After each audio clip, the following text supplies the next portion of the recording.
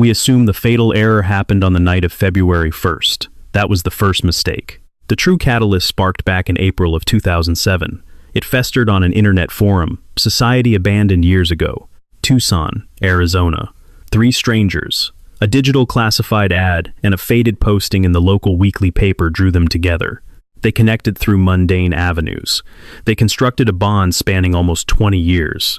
One of these men is Tomaso Chion, a name hiding deep secrets. His identity is burned into the public consciousness. You are fully aware of the horrific allegations trailing right behind him. Everyone discusses that missing 4-hour gap, the discarded nitrile gloves, that highly suspicious power of attorney signed 8 months before a beloved mother-in-law was erased. Federal agents descended on his property 5 separate times. You know the headlines, but nobody knew yet who stood on Nancy Guthrie's porch.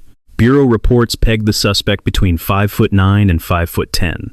Average frame, dark scruff, a potential marking on his wrist. That figure is absolutely not Tomaso Chion. He is entirely too short. The physical measurements fail to align, revealing the massive hole I warned you about. It was the single thread I could not pull. Now I can. Records show another man from that 2007 listing carries a violent record. His residence sits just minutes from where Nancy's peaceful life was permanently interrupted. His body type mirrors the federal profile, and for 19 years, he has been photographed standing shoulder to shoulder with our prime suspect. His birth name is Dominic Aaron Lee Evans. Decades ago, their musical duo released a deeply unsettling debut record. They titled it Life, Love, Murder. Lock in, right now. The mainstream media failed to dig this deep, and the ensuing details will shake you. Before we unravel this catastrophic investigative oversight, I need 60 seconds with the newcomers. You are stepping into an active mystery. Whether the algorithm dragged you here or a friend sent the link, welcome to the pursuit of truth. Leave a comment immediately. Tell me your exact location and the current hour on your clock. Thousands globally are watching this tragic puzzle unfold. I need to know exactly who is sitting in the dark with me as we prepare for what comes next. If you haven't subscribed, click it. This is merely the second act of an obsessive dive into systemic failure. Our upcoming broadcast will tackle the highly anticipated DNA extraction results, the very second those lab reports hit the public domain. That microscopic evidence will fracture everything. You cannot miss that drop. Hit the button, ring the bell, and brace yourself. My previous breakdown presented cold, hard facts trailing Tomaso Chion. Details the public had a fundamental right to heavily scrutinize. Evidence suggested a terrifying 4-hour blackout, the span between him returning Nancy to her sanctuary and the moment panic officially set in. Investigators secured nitrile gloves near the perimeter. Academic-grade latex you pull from a science lab, far from everyday household gear. We examined that financial power of attorney signed just 8 months prior, a chilling document executed before a vibrant woman vanished without a trace. Federal authorities swarmed his residence 5 distinct times, but nobody knew yet what to make of his overwhelming, possessive demeanor. He loitered on her property like he owned the crime scene. Behavioral experts noted how his interactions with law enforcement screamed of hidden motives. That initial expose exploded across the internet. It reached further than I ever anticipated. It triggered a massive counter-theory. One specific objection I simply could not debunk, a physical measurement that kept me awake. The official bulletin classified the shadow, caught on the security footage. They estimated a height of 5'9" to 5'10". Tomaso Chion towers over that metric. Seasoned reporters scrutinized candid images of him standing in crowded rooms. By comparing him to individuals with verified heights, the conclusion was inescapable. He easily eclipsed the Bureau's conservative guess. He pushes 6 feet. The geometry flat out fails. If the prowler is under 5'10", our primary target cannot be the phantom haunting that porch. I intentionally left that glaring inconsistency untouched. Believe me, I saw the exact same contradiction you did. I let it breathe because I was drowning in local archives. I promised my viewers I would only return when the evidence demanded to be heard. Now, the silence breaks. I have meticulously ripped through the deeply flawed Pima County judicial databases. We tore into land deeds, dug through ancient social networks from 2007, excavated underground music magazines history forgot. According to records, I cross-referenced every single associate drifting through Tomaso's universe over 20 years. A sprawling web of deception. One specific alias kept surfacing like a corpse in a river, an identity completely intertwined with this devastated family. Systemic failure allowed him to slip under the radar, clutching a rap sheet of unchecked violence. His history mirrors the exact profile of the predator who crept into Nancy's sanctuary, the ghost who shattered her world in the dark. Let me paint the origin story. It did not begin with a brutal abduction or spilled blood. There was no initial warrant, no flashing sirens. It simply spawned in 2007, buried inside a digital classified ad. Back in April of 2007, 3 Tucson locals crossed paths, the most mundane intersection of lives destined to ruin everything. A percussionist named Dominic Evans met a guitarist via that fateful posting. A connection that would ultimately echo through a cold case file decades later. Tomaso Chion crossed the Atlantic from Tuscany, Italy, chasing an American dream that had only just begun. A simple classified ad in the Tucson Weekly caught his eye. Neither man was hunting for a lifelong accomplice. They just wanted to make music. It was the harmless outreach echoing through mid-sized cities weekly. A call goes out for a bassist. A stranger answers. Yet, from that randomness, a dark gravity pulled them together. They forged a group called Early Black, but nobody knew yet. Their sound bled post-punk into hazy grunge. It was the noise that packed college dive bars, breeding a fierce micro-following. Dominic punished the drums. Tomaso anchored the bass and sang, while Gonalves shredded guitar and wailed backup. Stardom was never the objective. They simply craved creation. For a fleeting moment, they succeeded. Loveland Studios in Tucson birthed their first record. Soon, they tore up stages across the searing Arizona asphalt. Locals paid attention. The Tucson Weekly threw them glowing reviews. Still, mainstream glory always remained out of reach. True fame eluded them entirely. But they refused to quit, stubbornly tracking new songs as shadows gathered out of sight. Somewhere in those smoke-filled rooms, 2 total strangers bound by an ad forged an alliance far more difficult to sever. They became brothers in arms, the loyal type who stand by the stage even when the room is dead empty. The dangerous kind of friends who memorize your license plate, your daily routines, your hidden compulsions. They knew your exact cash flow. They absorbed every passing grievance about the wife, in-laws, and that secluded foothill estate. Listen closely now. We must pause to examine the title of their premiere record. It carries an eerie weight, regardless of what evidence suggested. They called it Life, Love, Murder. Let that sink in.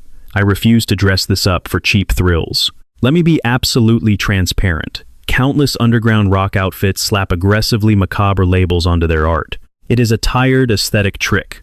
A grim name on a sleeve rarely exposes the true heart of the creator. It holds no weight in court. Detectives would hardly log it as a meaningful blip on their radar. Yet, factoring in Nancy Guthrie's brutal fate, and the drummer currently under intense scrutiny by amateur sleuths, everything twists. Hardened journalists and retired federal agents are now hunting him down in relation to a terrifying abduction. Framed by this horrifying timeline, that title rings with a far more sinister echo than it did in 2010.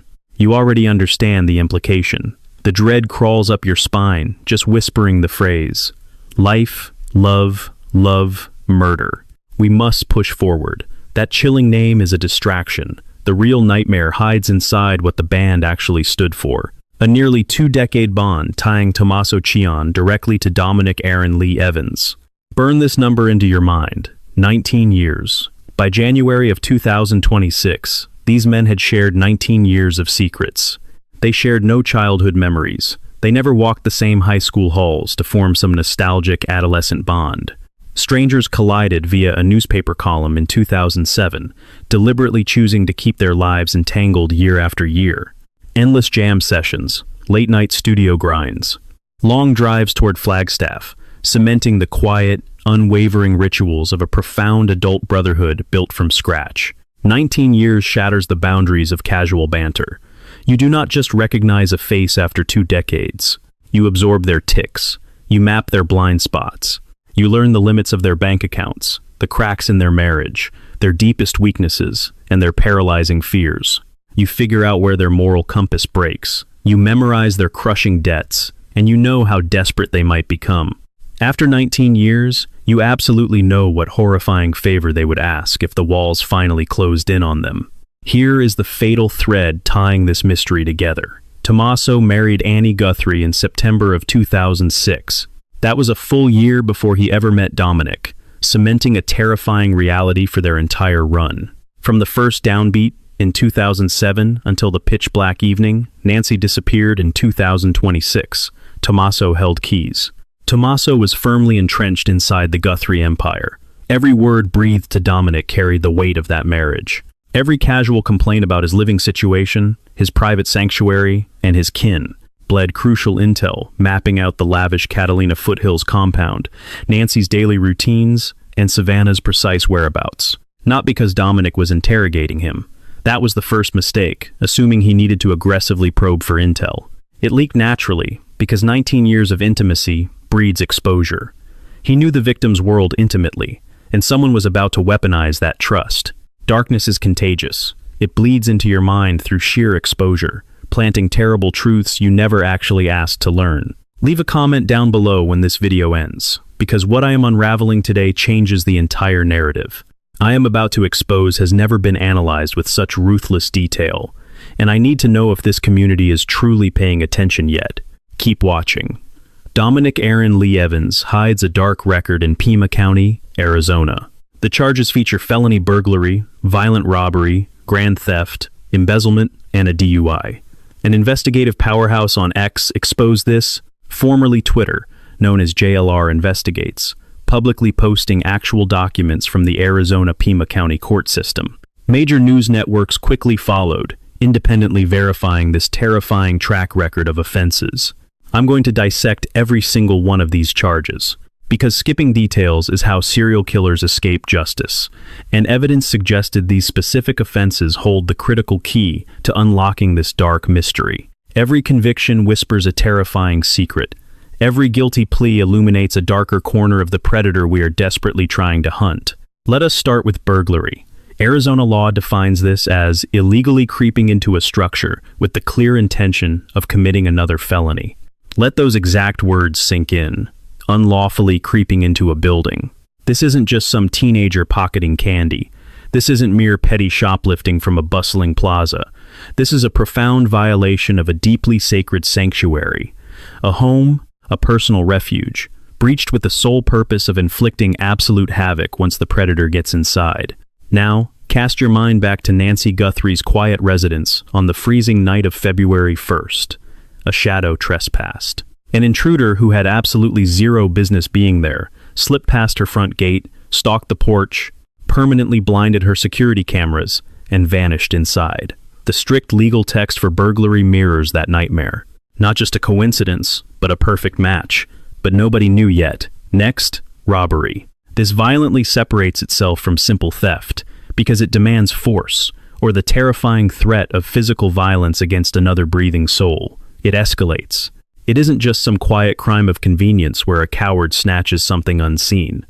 Robbery demands violent, direct confrontation. It forces a predator to look their prey dead in the eyes, making the victim feel utterly cornered, before stripping them of their belongings through sheer intimidation and brute force. Most ordinary citizens cannot do this, not because they lack muscle, but because the psychological barrier for violence is simply too immense. That ruthless drive to completely dominate another breathing person, rendering them entirely defenseless just to violently steal their property. Most people never cross that boundary. They physically cannot. A functioning conscience, normal human fear, and basic empathy paralyze them before striking. That was the first mistake. The intruder stalking Nancy Guthrie's house bypassed mere objects. They stole a living human, an 84-year-old woman with a pacemaker. They cornered her, violently removing her from the sanctuary she held since 1985. That level of absolute terror is never inflicted by an amateur testing the waters of violence. That requires a monster who has gleefully shattered that exact psychological barrier before. A predator who intimately knows the rush of standing over a trembling victim and forcibly taking what they desire, completely ignoring their desperate, pleading cries. Having a robbery conviction proves this line was already crossed. It is permanently etched into Pima County court documents. a blazing red flag ignored. The official records expose exactly who they are. Then, we find the theft and embezzlement convictions. These pivot the psychological profile entirely. They expose a chilling comfort with sustained deception and deeply ingrained manipulation, revealing a dark willingness to drain a victim's livelihood through slow, deliberate methods, rather than relying on sudden bursts of physical violence.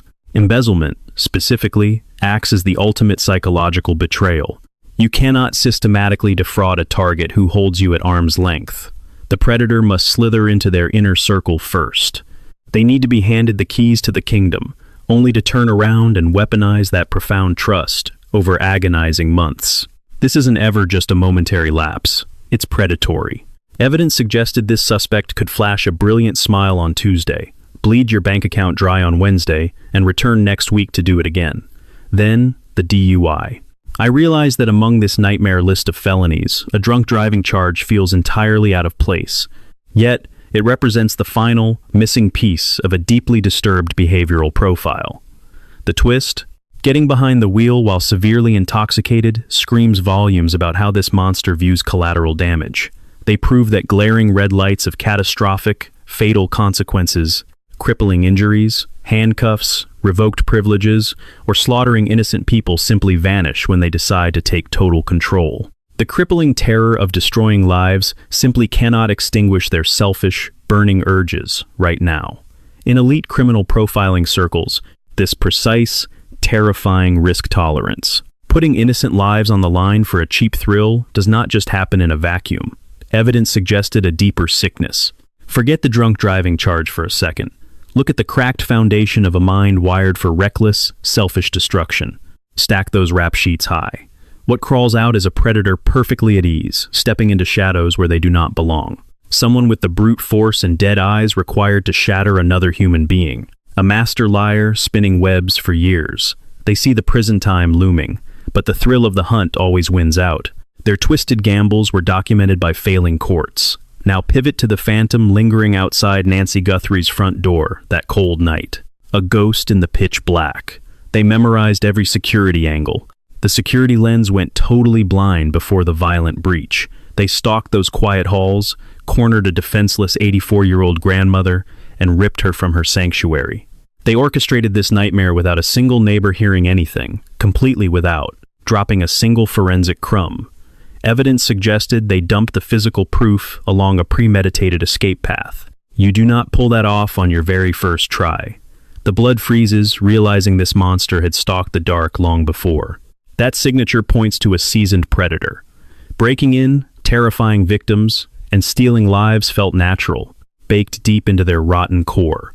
We examined a chilling framework in my last breakdown. Let us drag that theory back out now. I labeled them the mastermind and the executioner. The mastermind coldly maps out every bloody detail. They hide far away from the actual carnage. Safe in another zip code, they study the floorboards. They memorize every blind spot in the surveillance. They track the daily habits. They monitor the bank accounts and the bitter domestic feuds. They pinpoint the exact weakness of an 84-year-old grandma completely isolated in suburbia. The mastermind supplies the toxic data. They manufacture the twisted motive, the layout, and the opening. The executioner? That is the cold-blooded phantom who brings hell to life. They stand breathing heavily on the front welcome mat. They wear the terrifying disguise. They breach the perimeter, pound on the wood, and get their hands filthy, executing a nightmare the coward in the shadows drew up. The executioner brings pure terror. They possess the savage muscle required to drag a nightmare into reality. These twisted talents never overlap. You cannot swap their roles. When evil colludes in the dark, these partnerships rely on those specific, sinister traits. The brain and the brawn are recruited exclusively for what they independently offer. The mastermind gets picked for their surveillance skills. The hitman gets selected for pure, undeniable brutality. But above all the sickening details, they demand absolute, unshakable loyalty. Silence is the only bankable asset when begging a loyal accomplice to execute a brutal felony for you. If Tomaso Chion actually orchestrated Nancy Guthrie's complete destruction on the cold night of February 1st, the entire investigation unravels here. Just to be totally transparent, the police have not formally indicted him for a single offense.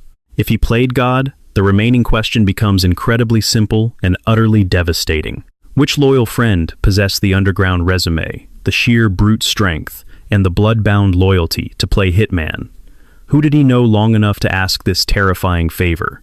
Which associate previously shattered the law and stomped on basic human decency? Who held a documented history of slipping into forbidden shadows? Dominic Aaron Lee Evans instantly checks every single horrific box on that list. Not just a few red flags, every single one. Each brutal felony acts as a twisted masterclass, permanently leveling up the predator. Leading criminal profilers and forensic psychologists confirm this dark phenomenon constantly. A career cat burglar earns far more than a rap sheet. They walk away with lethal expertise. Practice taught them to silently navigate a stranger's home. They glide through the blackness without ever waking the innocent victims trapped inside. They master the intricate mechanics of deadbolts and squeaky hinges. They train themselves to suppress their own panting lungs. They map out unfamiliar floor plans entirely by touch. They instinctively memorize which floorboards groan and which ones stay dead silent under heavy boots. But nobody knew yet. But a violent mugger acquires a totally different, terrifying superpower. They discover how to wrangle a bloody, screaming struggle. They weaponize their sheer size and terrifying aura to break their prey's mind and shatter bones. How to weaponize panic. They suppress their own racing adrenaline while systematically choking out a victim's hope during a split-second crisis where death looms. This is not just textbook psychology. These are battle-tested weapons. Once forged in the dark, they never rust or fade. They bury deep into the nervous system. It functions just like a retired percussionist, recalling a complex rhythm mastered 2 decades prior. The old kit gathers dust. You haven't touched a single drumstick since the amps blew out at that early black gig. Yet the second you sit down and strike the snare, violence erupts perfectly on cue. The flesh never truly forgets the fatal sin. Federal agents laid out exactly how the shadow moved across Nancy Guthrie's front steps on that freezing February 1st night.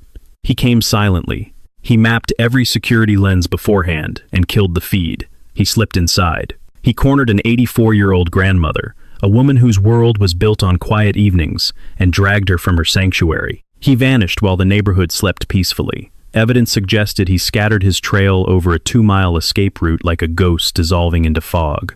Then he completely evaporated.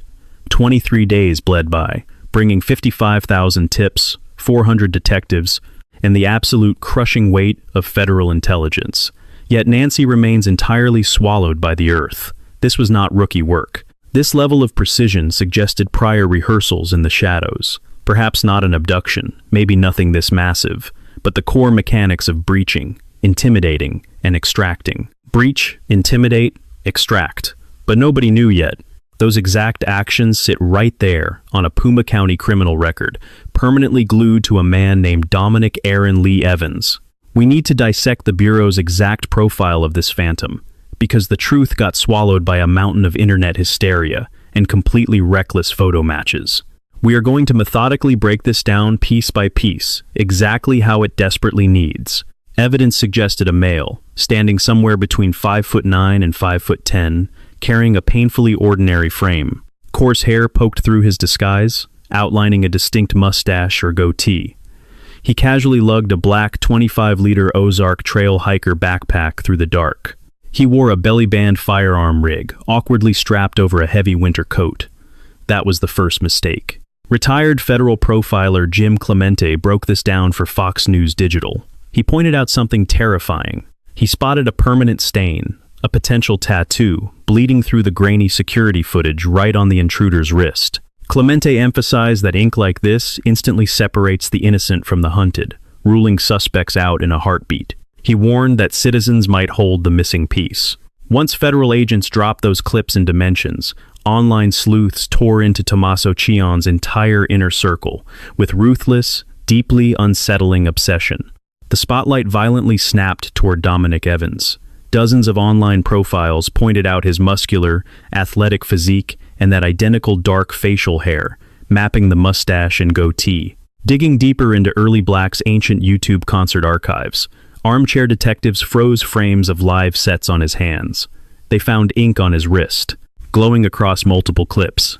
I need to explicitly slam the brakes on the limits of this witch hunt. Stacking a terribly degraded porch camera snap against well-lit studio photography taken under entirely different circumstances is a massive, incredibly dangerous leap. Different angles, shifting shadows, entirely different timelines on different days. It makes identifying someone a wild guessing game. Night vision security lighting completely warps reality. The heavy wool mask deletes natural facial geometry. Digital compression artifacts practically invent dimensional shapes that do not actually exist in reality. Claiming a positive match off public tape is frankly impossible. I absolutely refuse to condemn Dominic Evans based on some blurry side-by-side screenshot comparison. Doing so would be deeply reckless, and it would be completely wrong. Here is the brutal reality I can confirm, though. Federal physical data absolutely does not clear Dominic Evans. The 5'9" to 5'10" measurement aligns perfectly with his build found in public archives. The average body type matches perfectly. The facial hair aligns, and if forensics actually verify that ink, the suspect net shrinks down to a suffocating chokehold. Jim Clemente is not some podcaster throwing darts from a basement. He is a veteran federal supervisor who built his entire legacy hunting monsters through exactly this granular evidence. When he highlights skin ink to pinpoint suspects, he is definitely not casually tossing out opinions. He is telegraphing that federal labs are already ripping this clue apart. They are already matching that blurry smudge against national databases. A tiny blemish caught on a cheap security lens at midnight, heavily distorted, might just be the exact thread that finally unravels this entire nightmare. Yet, everyone keeps ignoring the most vital piece of the government profile, burying it underneath side-by-side photos of faces and matching tattoos. That specific 5'9" to 5'10" stature, that single measurement blows this entire conspiracy wide open right now. Because critics previously screamed that Tomaso Chion towers over 5'10", and their angry objections were actually completely valid. If Tomaso never set foot on that porch, the whole narrative seemingly shatters. Except the theory survives, because Tomaso never needed to be the one knocking on that porch. The glaring height gap does not disprove his sinister involvement. It just proves the accomplice angle. Evidence suggested the cold mastermind and the physical muscle were two entirely different beasts. It aims a giant spotlight directly at the guy standing right beside Tomaso Chion in promotional band shots for 19 straight years. The man hitting 5'9" to 5'10", the shadow sporting dark scruff, flaunting a wrist tattoo, and harboring a violent, deeply buried criminal past.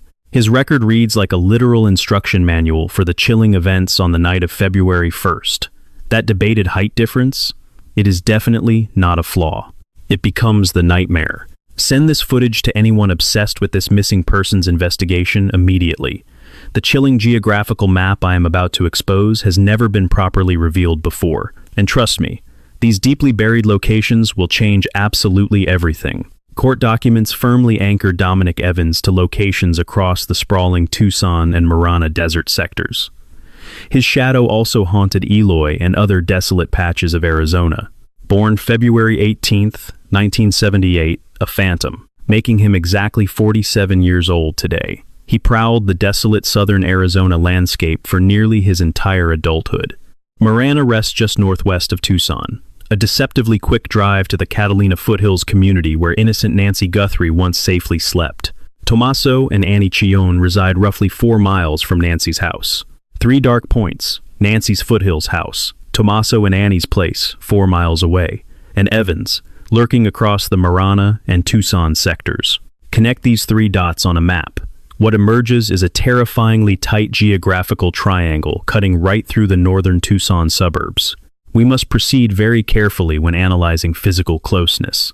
Simply residing near a victim never automatically transforms a citizen into a primary suspect in a local crime, because that is not true evidence. But analyze the chilling logistics behind the night of February 1st. A monster required intimate knowledge of Nancy's neighborhood. The exact camera positions, the dark street layouts, the specific neighbor routines, and exact spots where parked cars vanish unnoticed. A predator required seamless access at 2 in the morning without raising alarms. Evidence suggested they also desperately needed a rapid, well-rehearsed escape path. Residing inside this deadly geographic triangle is not merely a lucky coincidence. For an abduction this surgically and flawlessly executed, Local mastery was mandatory. A dangerous lie is currently bleeding across the internet, and I must destroy it immediately. It sparked massive public chaos. Worse, it was weaponized against innocent civilians, completely detached from this nightmare. That was their first mistake. That explosive February 13th tactical raid gripping the nation. The spectacle plastered across primetime news and dominating online feeds for 48 agonizing hours.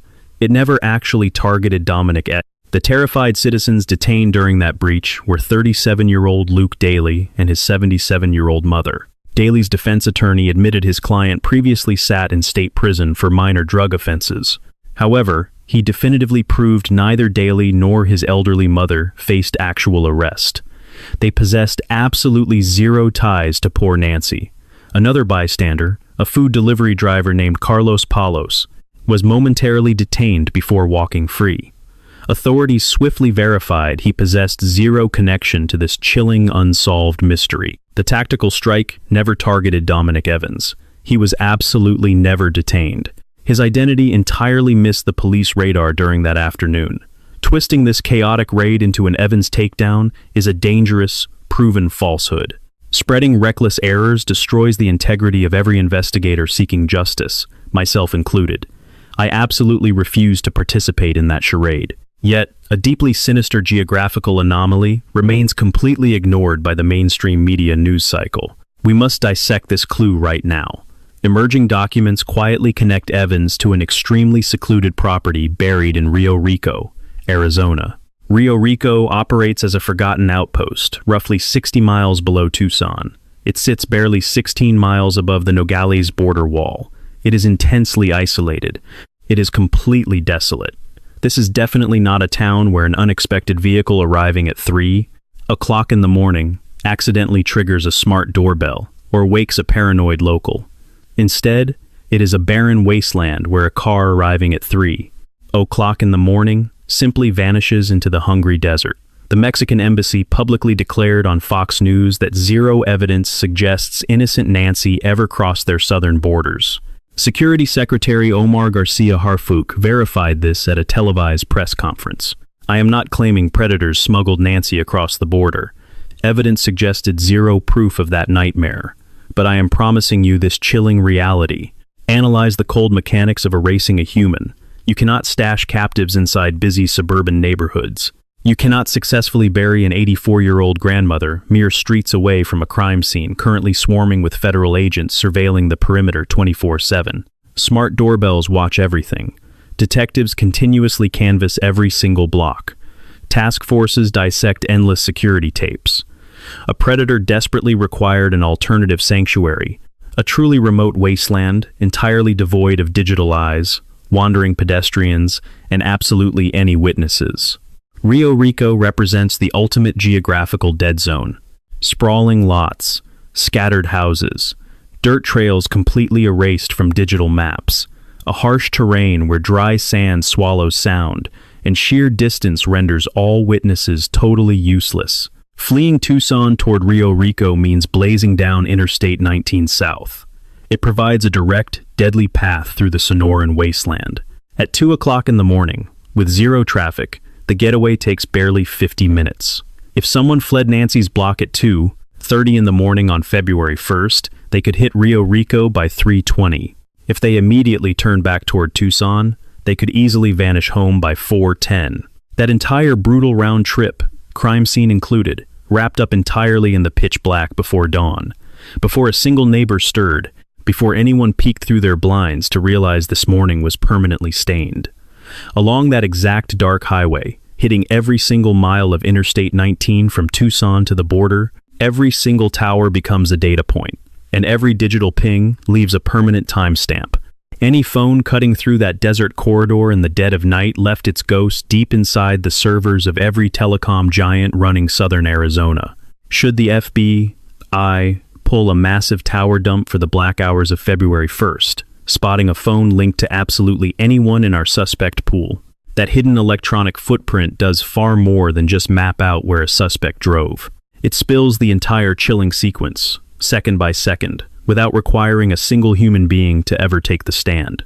Let us pivot back to that chilling FBI doorbell video, focusing on a haunting detail the public totally overlooked: the security gate. Nancy Guthrie lived behind a heavy front gate, shielding her actual door, just like half the houses in Tucson. Wrought iron barricades are standard issue out in the brutal desert Southwest. They act as a heavy secondary shield, a rigid physical wall standing between the quiet street and the soft interior of a victim's home. In the Bureau's grainy midnight footage, our phantom casually strolls right up to the front entrance. He reaches out, lightly taps the lens, and seemingly walks straight inside. Yet there is one massive, glaring question completely missing from every single media report on this nightmare. How did he bypass the iron gate? Zero visual evidence in the released clips shows him fighting his way inside. No crowbars, no heavy tools, no violent kicking, and zero forced shouldering.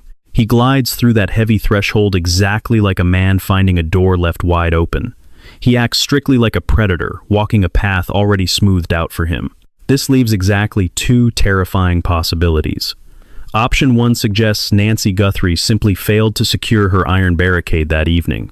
She was 84 years old. The woman had called that quiet street home since 1985. She breathed that house the way anyone does after 40 long years of perfectly peaceful residency. It is completely within the realm of possibility. It remains entirely plausible that she just forgot to flip the heavy deadbolt before drifting off to sleep. Nobody really knew her exact bedtime rituals. We cannot say if locking up was religious habit or something she eventually outgrew, but nobody knew yet. The darker second theory implies someone left that iron door cracked, not by some careless accident, but completely on purpose. A guest visiting the house earlier that very evening. Someone hyper-aware the gate existed, understanding it absolutely had to stay unlatched so the hit would go down smoothly at 2:00 in the cold morning.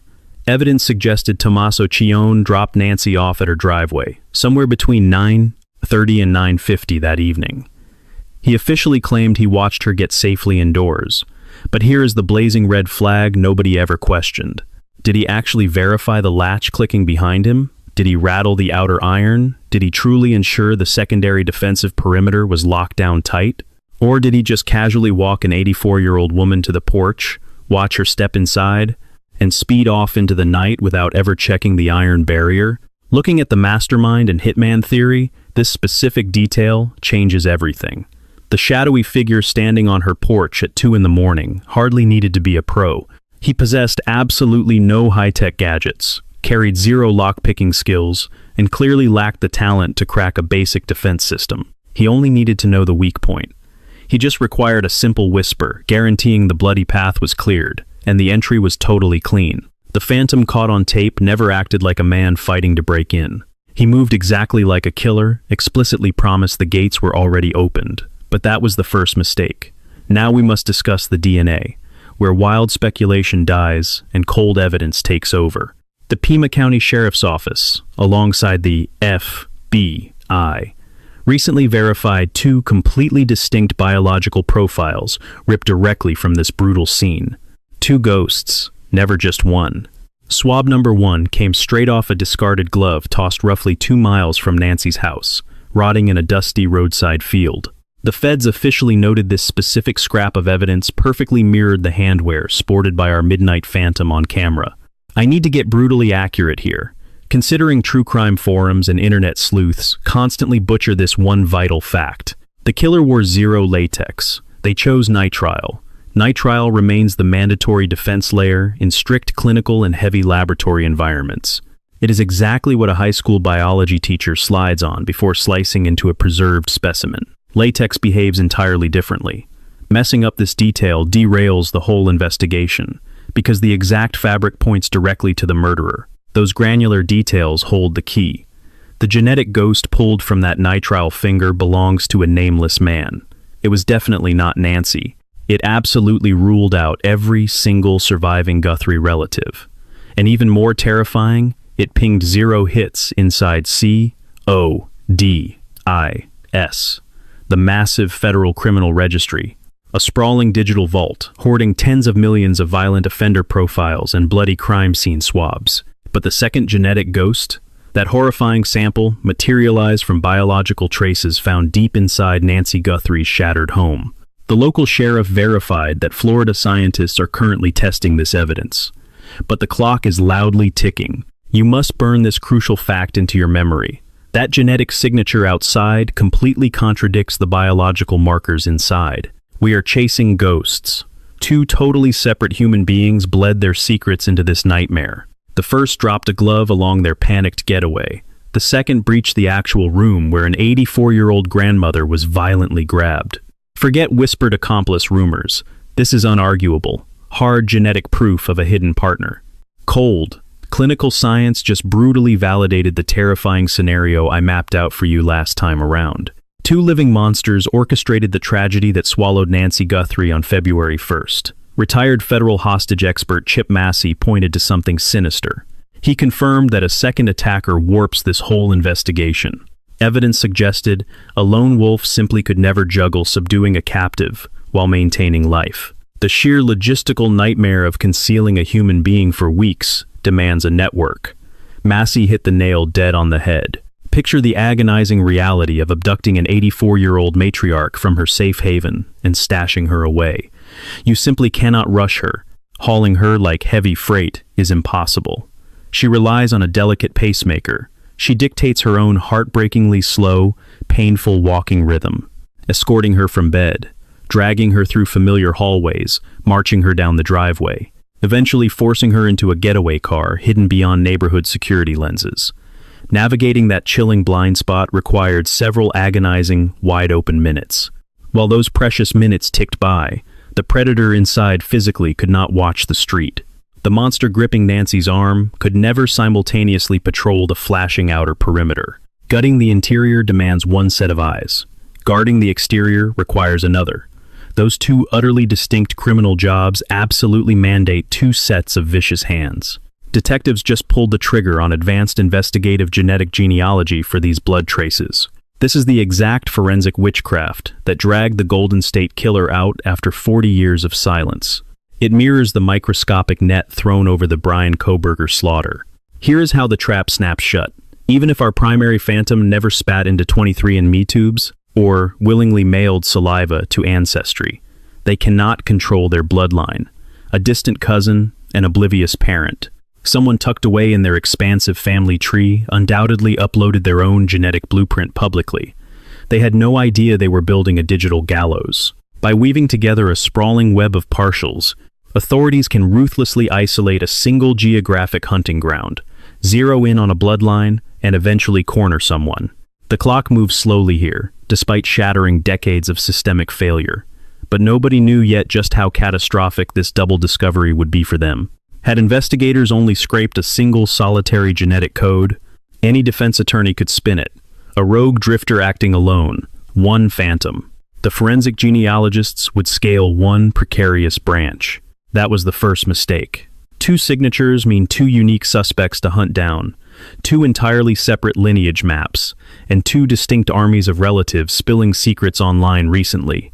The sheer odds that both predators successfully kept their entire extended bloodlines off every commercial platform plummets closer to absolute zero with every new branch they climb.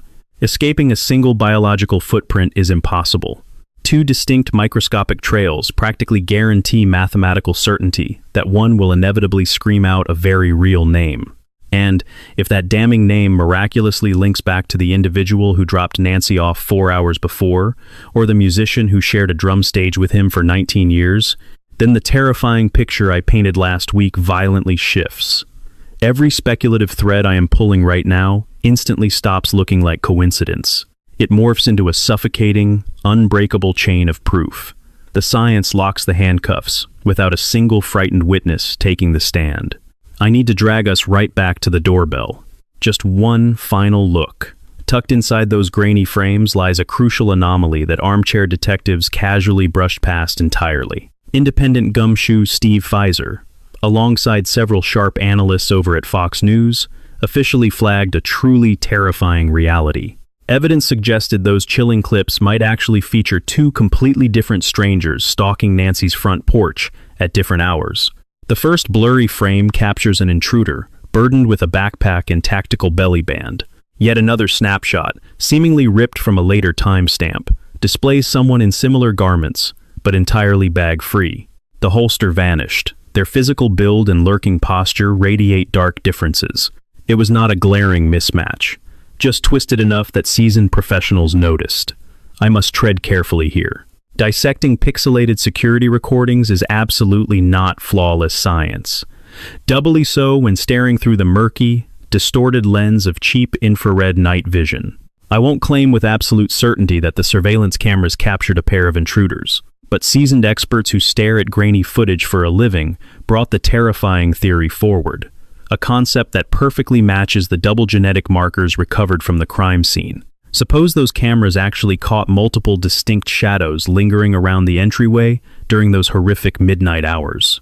It means the physical trace left behind and the digital recordings whisper the exact same nightmare. A lookout guarding the yard, a monster hunting inside, specific jobs meticulously delegated, a flawless execution requiring serious preparation, backup, and blind faith. Then, the extortion letters arrived. Starting around February 1st and 2nd, the gossip outlet TMZ caught the first of 4 chilling digital messages detailing terms for Nancy Guthrie's safe return. Early messages insisted on millions in untraceable cryptocurrency, dropping a digital deposit link, but nobody knew yet what was coming. That 4th dispatch landing on February 16th held a terrifying phrase I can simply never forget. This anonymous source claimed they witnessed something 5 days prior down in Mexico. They mentioned receiving severe threats to keep quiet, and they claimed to know the abductor. Seasoned reporters, alongside former federal agent Jim Clemente and extortion specialist David Levin, tore these messages apart. Levin caught a strange detail. The author refused to touch an early $50,000 transfer until cuffs were slapped on someone. He pointed out a deeply disturbing idiom you need to keep firmly in mind. The analyst suggested the letter writer was, and this is a direct quote of Levin's exact words, standing extremely close to the flame. Close to the flame. Let those words sink in. Close to the flame. Not the pyromaniac themselves. Definitely not a random bystander observing from the sidewalk. A person standing close enough to feel the blistering heat. An insider who understands the dangerous spark, recognizes the exact fuel, and knows the arsonist, yet never struck that fatal match themselves. Another glaring detail buried deep inside those digital emails demands our absolute total scrutiny. Look at the exact phrasing chosen to identify their alleged suspect. The writer never said the abductor. They avoided using the attacker, the guy, or the perpetrator behind all of this. They typed out the main individual. That implies a dark, corporate structure. Such wording reveals intimate knowledge of a criminal enterprise. It proves someone sat at the top while subordinates carried out the dirty work below. Evidence suggested this tragedy wasn't a solo act of madness. It was a layered conspiracy featuring multiple players assigned to vastly different roles. Nobody casually says the main individual when talking about a solitary drifter forcing their way through a locked door. Those specific words only click if you secretly know about the rest of the crew. When you truly comprehend the blueprint of the nightmare and place a mastermind at the summit, who actually pens a chilling message like that? A player near the fire, a shadow tracking the boss, a panicked co-conspirator eyeing that $200,000 bounty as their only escape hatch, a fringe player, a coward who heard those violent whispers early on, who maybe secured a getaway vehicle, or received a horrific post-crime debriefing. They feel the walls closing in rapidly. They are gambling with their life, desperately trying to pick the winning side before the final hammer drops. Should this conspiracy theory hold water, the circle holding the devastating truth about Nancy Guthrie, a beloved woman violently erased from her own life on February 1st, might stretch far beyond just 2 thugs. Think of the enablers, the folks supplying safe houses, coordinating burner cars, or sitting on the horrific truth while choosing a sickening, cowardly silence. Each guilty participant is glaring at the exact same broadcast you are. They are sweating the genetic profiling. They are watching family trees get weaponized. They see that $200,000 jackpot. At least one weak link already reached out to the press, exploiting a broken system by hiding behind encrypted emails sent to a Hollywood gossip rag at 2 o'clock in the morning. The loyalty is fracturing. Criminal bonds always shatter under pressure. We are simply waiting to see which rat abandons ship first. Now, let's discuss the deafening quiet. Under this massive spotlight, drowning in relentless press and national obsession, Keeping your mouth shut is a highly calculated move. It demands agonizing, deliberate restraint. News Nation's lead reporter Brian Anton told Megyn Kelly's audience that Tomaso Chion basically vanished into thin air for over a week. The man hasn't shown his face anywhere near the family estate since the opening days of February. His wife's mother vanished. Her relatives are completely spiraling. Federal agents and broadcast vans choke the streets around his house, 24/7. Yet, he remains a ghost. Innocent reasons could easily explain his absence. High-priced legal counsel surely ordered him to lay extremely low. The ruthless paparazzi swarm probably broke his spirit. He might be crashing on a buddy's couch. That was the first mistake. Any single excuse holds water, but place his total blackout right next to the eerie quiet of Dominic Evans. Current reports confirm Evans hasn't uttered a single syllable regarding the nightmare. Not one interview. A chilling void of answers. Zero social media updates. Zero public pushback whatsoever. He offered absolutely zero visible heartbreak over Nancy's sudden, terrifying vanishing.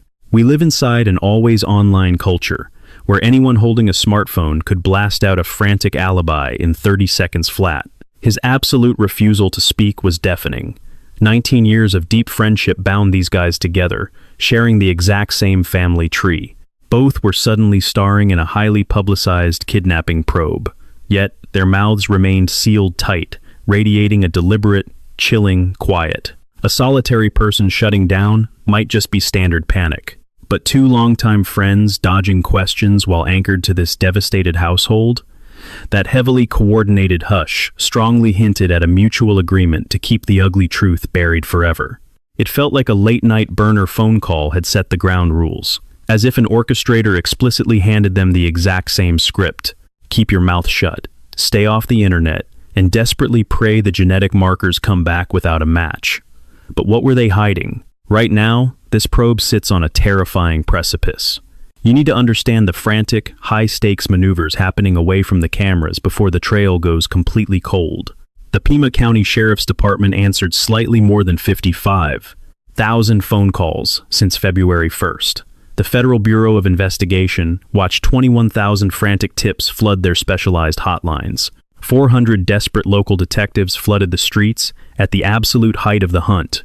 Thanks to a nameless benefactor, the bounty for putting someone in handcuffs or bringing Nancy home skyrocketed to $200,000. Detectives scoured corporate records trying to hunt down whoever bought that specific 25-liter Ozark trail bag strapped to the attacker. Law enforcement officials officially verified that the massive retail giant was the sole nationwide distributor of that exact canvas knapsack style. And they cornered Arizona store directors, pulling receipts from a 30 to 60-day stretch to see if a single flawed transaction could crack the mystery wide open. They also zeroed in on that tactical stomach holster caught on tape, which the head cop explicitly claimed possessed incredibly unusual, heavily modified characteristics. Federal agents began flashing grainy surveillance photos of that tactical gear inside every single firearm shop across the greater Tucson landscape. They ruthlessly dug through 12 months of local weapons registries, praying to unearth a phantom buyer. Crime lab technicians chased down complex family bloodlines, frantically trying to put names to a pair of mystery genetic profiles. Cyber specialists leaned hard on tech corporations. They desperately hoped to salvage deleted camera files from the victim's house that no civilian had seen yet. They even rolled out some highly classified, cutting-edge surveillance gear, commonly known as a signal sniffer, where choppers flew dangerously low, deploying aerial Bluetooth sweeps just to catch a solitary electronic ping radiating from Nancy's implanted heart monitor. According to ABC News, insider sources watched the department's absolute most promising theories completely evaporate into thin air, leaving investigators utterly paralyzed. Camera files vanished forever. Getaway cars remained total ghosts, and those fragmented genetic signatures triggered absolutely zero alarms inside the National Offender Database. Whispers from the precinct warned that the massive 400-person army would soon tragically shrink into a bare-bones, resource-starved cold case squad. Their window for justice was slamming shut. The ensuing 2 to 3 weeks would either snap the cuffs on a monster or doom Nancy to the forgotten files indefinitely. Ex-federal operative Jason Pack broke down the terrifyingly slow genetic hunt. A specialized Florida laboratory finally finishes mapping the biological blueprint. Those crucial results violently hit the local department's desk. Then it gets dumped into the federal database. But evidence suggested the feds were coming up totally empty-handed, exposing another glaring systemic failure in our outdated registry. That was when controversial ancestral websites became the ultimate weapon. Detectives constructed sprawling family lineages, slowly suffocating the suspects' hiding places. They ruthlessly hunted through distant relatives until a true identity surfaced. It took agonizing months, but this exact biological strategy had previously conquered brutal mysteries dead for 40 years. It absolutely had to work this time, but nobody knew yet that police were secretly harvesting a massive secondary footprint in the shadows, the surrounding mobile network pings. I previously broke down that deeply disturbing January 23rd surveillance tape.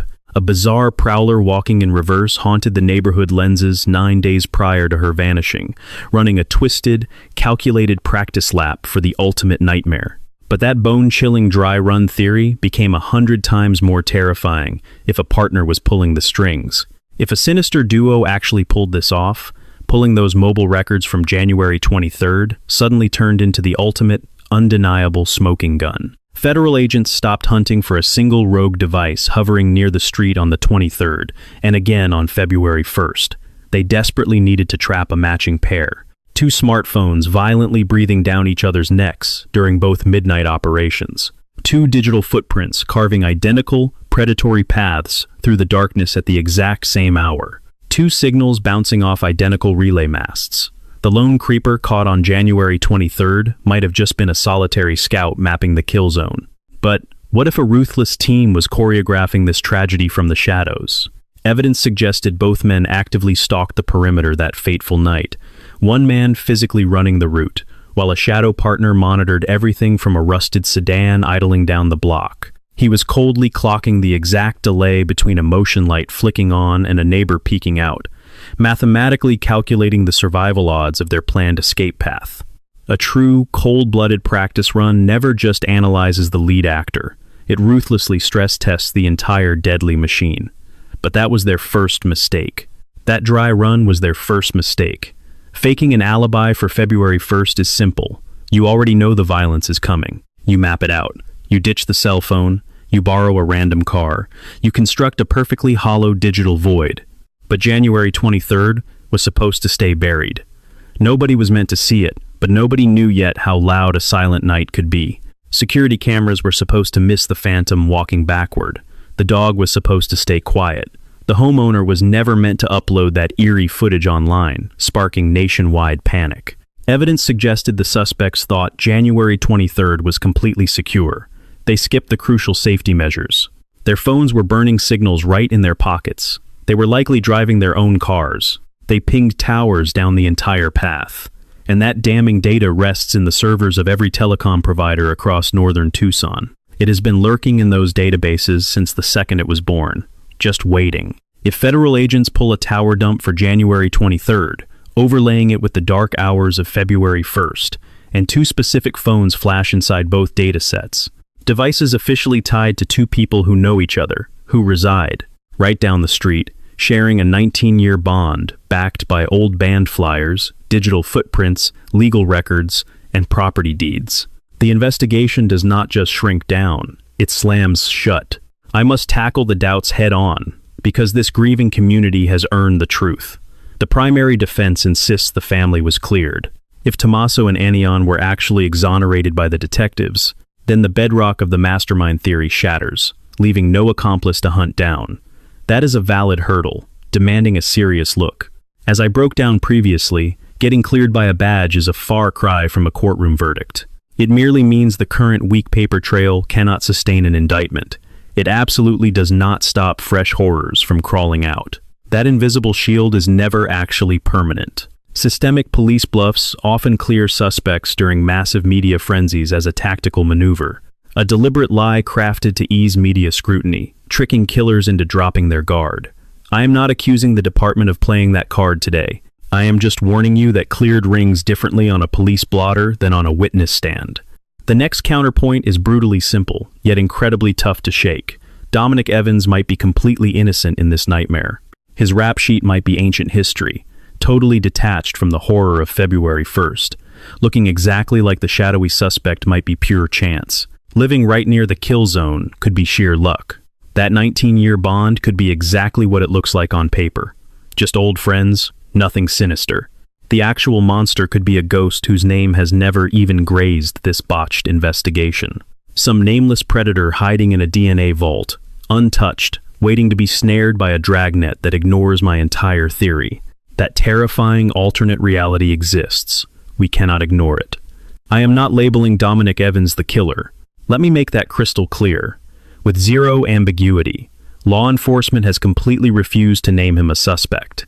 Federal agents have not tied him to this tragedy publicly. None of my findings equal a courtroom conviction. I am laying out open-source truths, according to court records. A prior jacket, a map pin, a chronicled tie to the victim's son-in-law, and perfect physical traits. And I am exposing exactly why these bizarre breadcrumbs have forced regular citizens to demand answers. Asking questions is not a formal indictment. That line is incredibly sacred, and I absolutely refuse to cross it. But I will promise you one thing. Dominic Evans fixes the glitch. The massive flaw from my last breakdown. That stubborn height gap that critics weaponized as the ultimate death blow. Pull Evans out, and the Tomaso angle bleeds from an unpluggable wound. Plug him back in, and every contradiction vanishes. Not due to some blurry snapshot, not because of a grainy wrist tattoo analysis, purely because of cold math. The exact height, the perfect build, the dead center location, the undeniable connection, the dark history, the lethal skill set. That alone is not proof, but it builds a cage.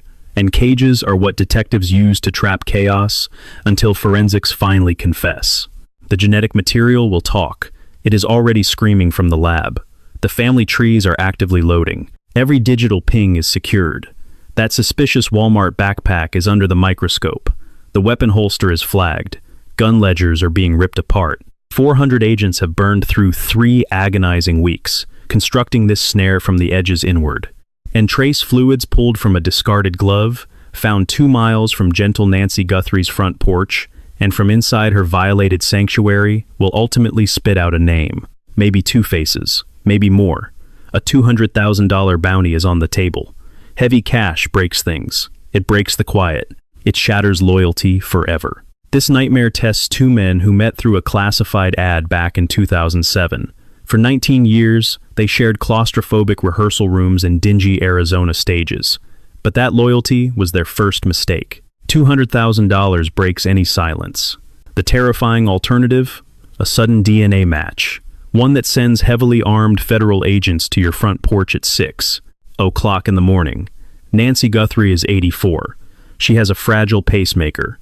23 agonizing days gone.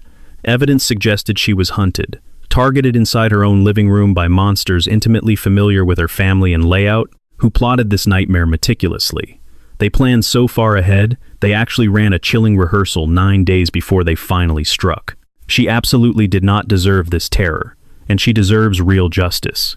She is still out there. We assume she is alive until proven otherwise. Somebody out there knows exactly where she is. Leave your theories in the comments. Tell me where you stand after hearing these chilling details tonight.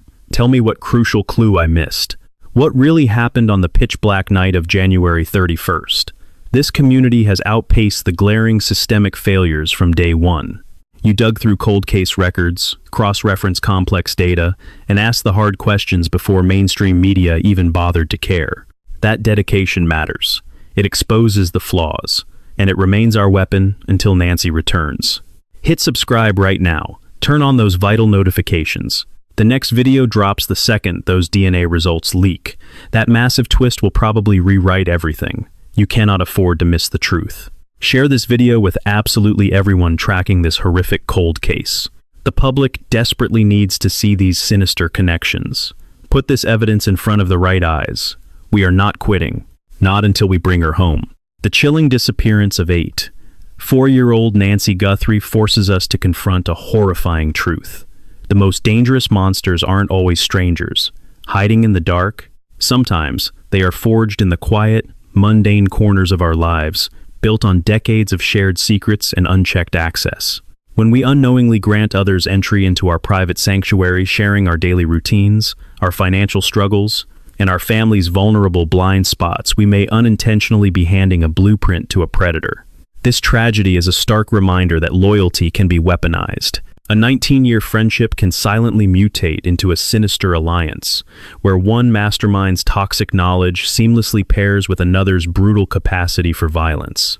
True vigilance means recognizing that proximity does not always equal safety. We must fiercely protect our boundaries and be deeply mindful of who holds the keys to our world, especially when it concerns the defenseless people we love. Please, take a moment today to check on the vulnerable elders in your life.